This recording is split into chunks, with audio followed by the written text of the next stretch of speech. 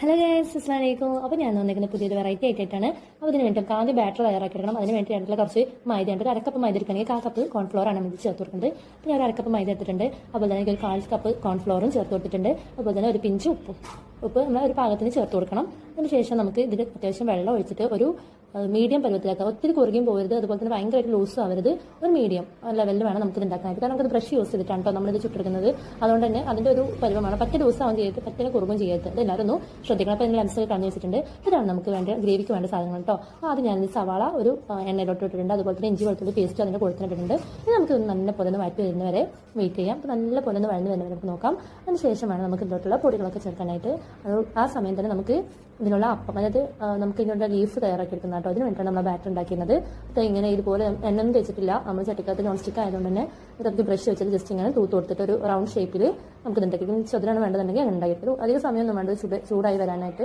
ഒരു 30 സെക്കൻഡ്സിനുള്ളിൽ തന്നെ ഇത് വെന്ത് ശരിയാവും. പിന്നെ അതിന് മുകളിൽ ഞാൻ കുറച്ച് എണ്ണ തേച്ചെടുക്കുന്നത് കാരണം ഒന്നുമേ ഒട്ടാതിരിക്കാൻ വേണ്ടിയിട്ടാണ് കേട്ടോ. അങ്ങനെ നമുക്ക് എല്ലാം ഒന്ന് അങ്ങനെ ചുട്ടെടുത്ത് റെഡിയാക്കി വെക്കാം. നമുക്ക് ഇതിൽ വെച്ചിട്ടാണ് നമ്മളിതിനെ റാപ്പ് ചെയ്യുന്നത്, അതുകൊണ്ടാണ് കേട്ടോ. ഇത് എളുപ്പമാണ് ഉണ്ടാക്കിയെടുക്കാൻ. നമുക്ക് കുഴച്ച് പരത്തി ചുടൊന്നും വേണ്ട, അതിൻ്റെ എളുപ്പത്തിലാണ് കേട്ടോ ഇങ്ങനെ ചെയ്യുന്നത്.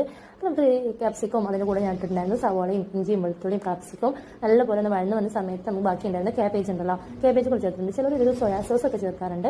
അത് കയ്യിലുള്ളവർ ചേർത്തു, നമ്മുടെ വീട്ടിലൊന്നും ഇല്ലായിരുന്നു. അപ്പോൾ ഞങ്ങളതൊന്നും ചേർത്തിട്ടില്ല കേട്ടോ. അപ്പോൾ നമ്മുടെ അടുത്ത ദോശാപ്പവും സെറ്റായി വന്നിട്ടുണ്ട്. അങ്ങനെ എല്ലാം ഒന്ന് ശരിയാക്കി എടുത്തിട്ടുണ്ട്. അപ്പോൾ ഇതെല്ലാം ഒന്ന് വാടി വന്ന സമയത്ത് നമുക്ക് ഇതിലേക്കുള്ള പൊടികളൊന്ന് ചേർത്ത് കൊടുക്കാം.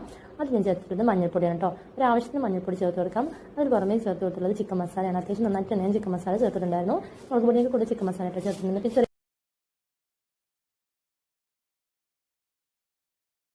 കുഞ്ഞുങ്ങളോട് കൺസിഡർ ചെയ്തിട്ടാണ് കേട്ടോ മുളക് പൊടി കുറച്ച് ചേർക്കുന്നത്. പിന്നെ ആവശ്യത്തിന് ഉപ്പും അതുപോലെ തന്നെ കുറച്ച് മുളക് പൊടി കൊണ്ട് ചേർത്തിട്ട് നല്ല പോലെ ഒന്ന് മാറ്റിയെടുക്കാം. അത്യാവശ്യം നല്ലൊരു പച്ച കുത്തി മണമൊക്കെ ഒന്ന് മാറി വരുമ്പോൾ നമ്മൾ മാറ്റി വെച്ചിട്ടുള്ള ചിക്കൻ ഉണ്ടല്ലോ, ക്രഷ് ചെയ്ത് വെച്ചിട്ടുള്ള ചിക്കന് അതുകൂടി ഒന്ന് ചേർത്ത് കൊടുക്കാം കേട്ടോ. നല്ലപോലെ ചേർത്തിട്ട് നല്ലപോലെ ഒന്ന് മാറ്റി സെറ്റാക്കി എടുക്കാം. അതോടുകൂടി നമ്മുടെ ഗ്രേവി സെറ്റായിട്ടുണ്ടാവും കേട്ടോ. പിന്നെ അടുത്തായിട്ട് നമുക്ക് ചെയ്യാനുള്ളത് വെച്ചാൽ അതിൻ്റെ ഒരു റാപ്പിംഗ് ആണ്. ഈ ഒരു ഗ്രേവി നമുക്ക് എങ്ങനെയാണ് ഫോൾഡ് ചെയ്യുന്നതെന്ന് കാണിച്ചു തരാവേ.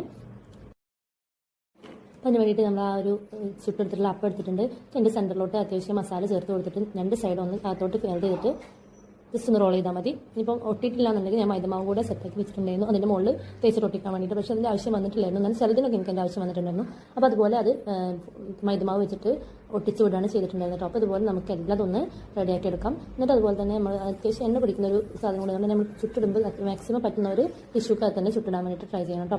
ഇത് എണ്ണ ചൂടായി വന്നപ്പോൾ നമ്മളിത് എണ്ണയിലോട്ട് ഇട്ടിട്ടുണ്ട്. ഇനി ഒന്ന് നല്ല പോലെ ഒന്ന് മൂത്ത് വരുന്ന സമയമാകുമ്പോൾ ജസ്റ്റ് ഒന്ന് തിരിച്ചും കൂടെ ഇട്ട് കൊടുക്കണം. അങ്ങനെ തിരിച്ച് മറിച്ചിട്ടെടുത്ത് അത്യാവശ്യം ഒരു മുരിഞ്ഞ രൂപമാകുമ്പോൾ നമുക്കിതൊന്ന് എടുത്തിട്ട് അടുത്ത ട്രിപ്പും കൂടെ ഇട്ടിട്ട് നമുക്ക് സെറ്റാക്കാം കേട്ടോ. ഇത്രയേ ഉള്ളൂ ഈ റെസിപ്പി. എല്ലാവരും ട്രൈ ചെയ്ത് നോക്കണം. നല്ല ടേസ്റ്റ്.